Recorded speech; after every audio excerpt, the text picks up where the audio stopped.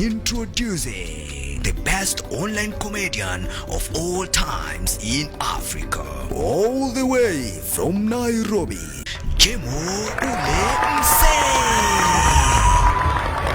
Thank you so much, London, msee. Thank you so much. Thank you.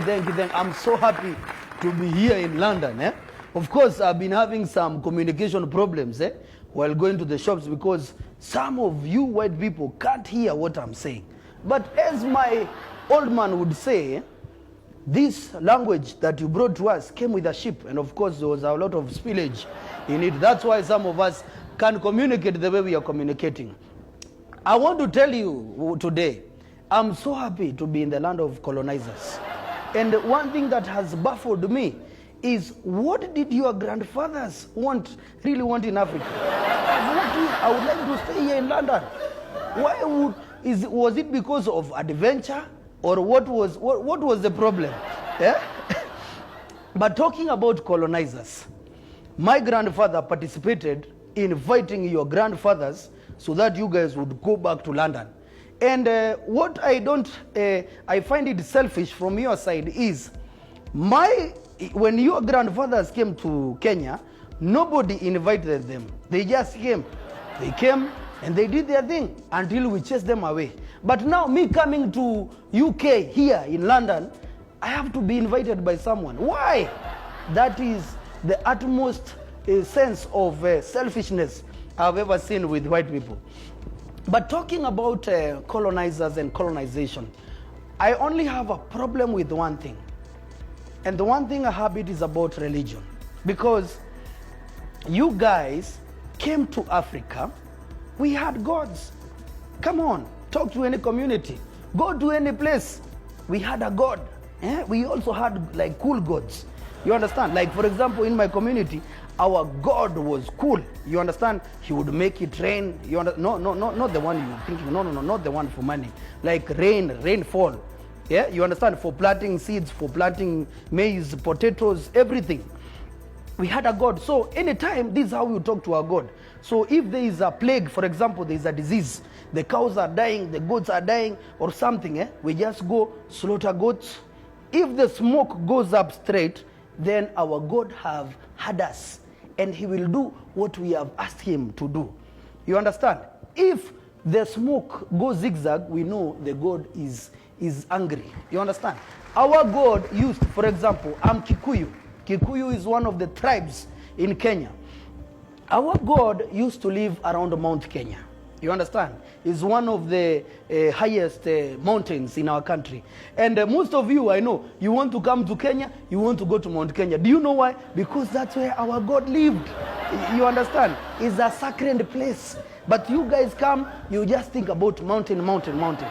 My problem with you guys, your grandfather must have been a colonialist, you. So you guys came with your religion, and you told us that our God is not a God. He's not cool. Yet he was living in the mountain. Have you gone to that mountain? As you go up, it's snow. It's actually cooler there. Then you came and told us that your God is cooler than ours. But then you had a point, because I see where you guys got us. You said that your God lives in the skies. So you see, there you have beaten us, flat. Yeah, in my village we say, if someone has beaten you, it's flat. So you are telling us that your God is up in the skies. So the ones who live in the mountains, of course, which one is higher? And that's how we... And when you... what really is bothering me, as I was walking in London, I was walking and I was looking, where are the churches here? And I'm just seeing buildings. Where are people praying? I cannot see. Why did you bring this concept that you guys don't practice? That is my only problem with you, London. But let me tell you, I am still very religious. I still pray that God that you brought, and I'm cool. But now, what I've done, I am praying my traditional God, and I'm still praying your God. Talking about London, London reminds me of something very close to my heart. 15 years ago, and I say 15 years ago, I was a second year in the University of Nairobi. studying political science and economics. And I used to be a part-time broker.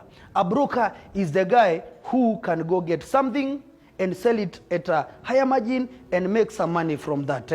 You understand? Brokers in my country are very popular. They are amongst the rich people. So I had a vision to be a wealthy person, to be very rich. So I used to go to Masai market. Please, we not that we sell Masai. In Masai market is a market where we sell just accessories made by Kikuyus, but we call it Masai market for business reasons. And then I met Sandra.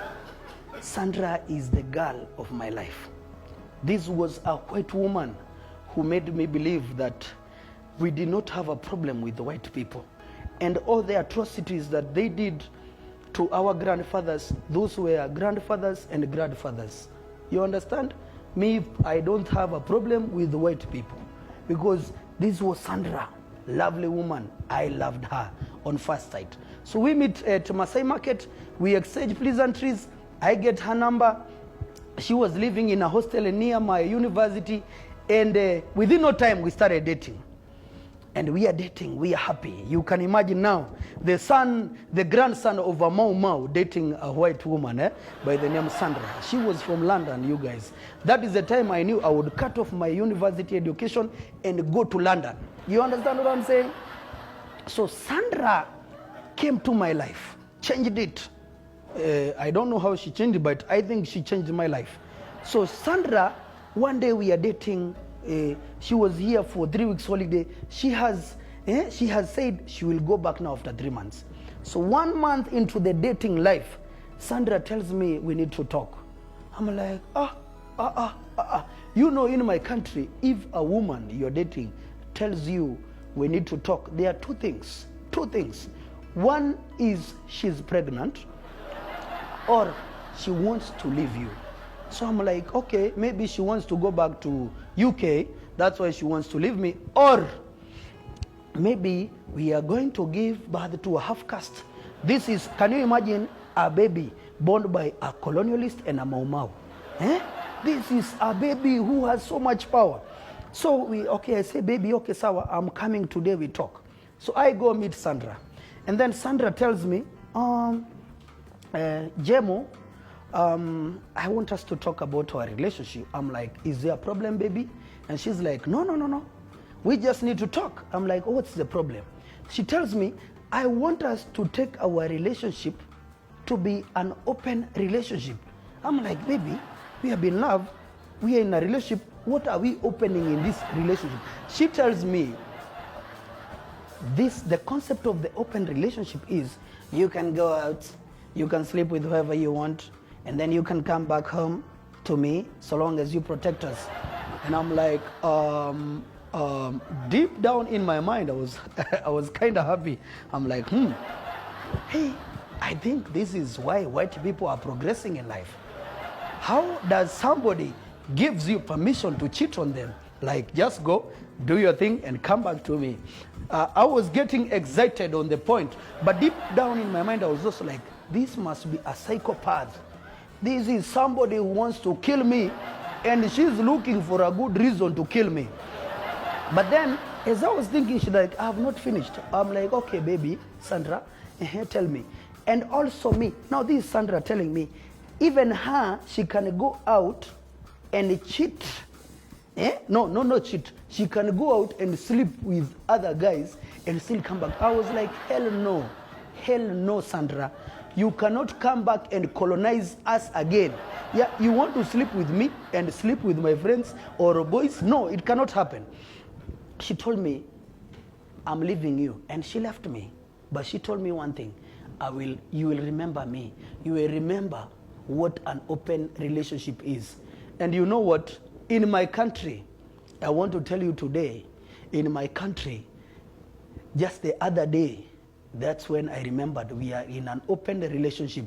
Do you know how Kenya, especially in Kenya, if you don't know what an open relationship is, just look at the president and the deputy president. They are in an open relationship. You know, let me tell you guys, when my president and the deputy president were campaigning to become presidents, they were wearing the same suits, similar suits. They were wearing similar shirts, similar ties. They were even exchanging caps, like, you know, the caps on your head. They were even, you understand what I'm saying? And even when they were recording videos for campaigns, they would giggle together like, it was all love. Love was in the air. This was, I am telling you, 2012, 2013 was the best romantic campaign ever experienced in Kenya. You understand? It was a love, bringing the country together. But let me tell you, nowadays, the president is hanging out with the exes of the deputy president. And the deputy president is hanging out with the exes of the president. And even those exes are abusing the president while the deputy president is just there. And the president also, he has guys who used to love the DP. I'm telling you, in my country, it's just an open relationship. And then when they finish that whole fiasco, they just go back home and chill, and we are good to go. London, London, London. I'm feeling so happy. I'm feeling so happy. So when I go to London the other day, I was chilling in my hotel room, and I felt I needed to have a drink. And so what do? I walk to the restaurant, I walk to the bar, I'm sitting at the stool at the bar, I'm having my drink. I'm like, London, finally, I'm here. You see, and I actually have taken so many photos. All my relatives have sent me a brief of the things they need when I go back to the country. So I'm sitting in the bar, I'm enjoying my drink. This white old man walks to me, and he's like, young man, you are from Kenya. No, yes. I'm like, how did you know that? He tells me, the barman told me that you said you are from Kenya. I want to understand something. That concept that you have in your country called handshake, what is it? My little mind told me, I thought about being naughty and tell the old man, like, you know, handshake is, in our country, I know here you have, you call it masturbation. In our country, we call it killing monkeys. Yeah? Like, if you want to kill a monkey, you want to masturbate. It's not a form of poaching. But this old man comes to me and asks me, what is this handshake? And I thought of explaining to him the concept of the handshake, but I couldn't explain. So I said, I thought, and I told him, okay, old man, my name is, for example, my name is Kamau. Kamau is a popular name in my Kikuyu community.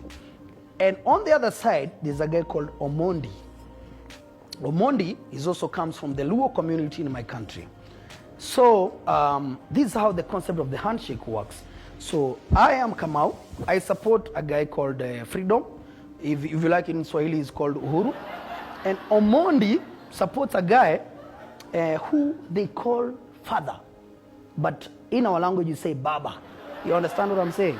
So me and Omondi, we are cool peeps. We live in the same estate. Actually, when Omondi has a function, I'm the MC. When I have a function, Omondi is the guy who's planning everything. We are cool with each other. We plan, we love each other. But then all of a sudden, Uhuru, this guy, the Freedom guy, tells me, you see that Baba guy? That Baba guy is a madman. We call it a Mogoroki. You understand? Mogoroki in my language, eh? So he tells me that guy is a Mogoroki and we should not accept him to become president. And I'm like, cool, yeah. Why would we allow a madman, in any case, to become a president? And then Baba goes to Omondi. They come from the same community. And tells Omondi, this Uhuru guy, he's a drunk. Eh? He's a guy who smokes something. I don't know, you understand? And then me, remember, I know the Baba is a mad guy. Omondi knows this other guy is a drunk and he takes these things. And so me, when we meet with Omondi in the evening, I start telling Omondi, you know what? Your Baba guy, he's a crack, you know, you understand? He's a mad person. And then Omondi starts telling me, even your guy, bana, he's a madman.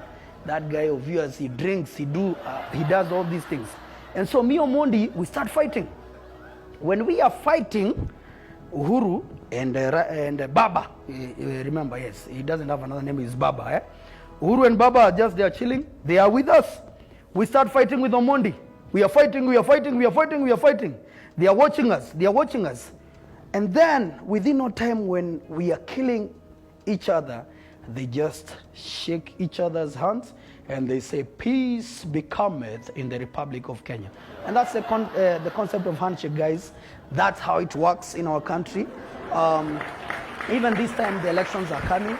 We are not looking for actually for the most suitable candidate to become our president. We are just looking for the two guys who can just shake hands and we can continue enjoying our lives as Kenyans.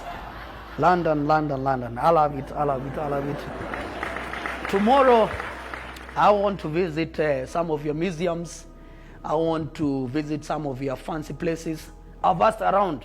Nobody wants to show me a strip club. I don't know why. Some people are saying they are locked down. Some people are saying there are no strip clubs around. But let me tell you something.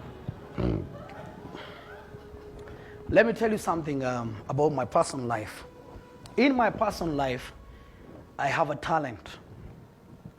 And very few people know about my talent. And my talent is about training people who wants to get into marriage. Training people who wants to get married. Training people who wants to do weddings. Training people who want to start families. And someone might ask, how do you do that? How do you do that? And I want to give my personal experience. All the women I've dated, all of them have gotten married. You can do your own research. If you touch me, you're getting married.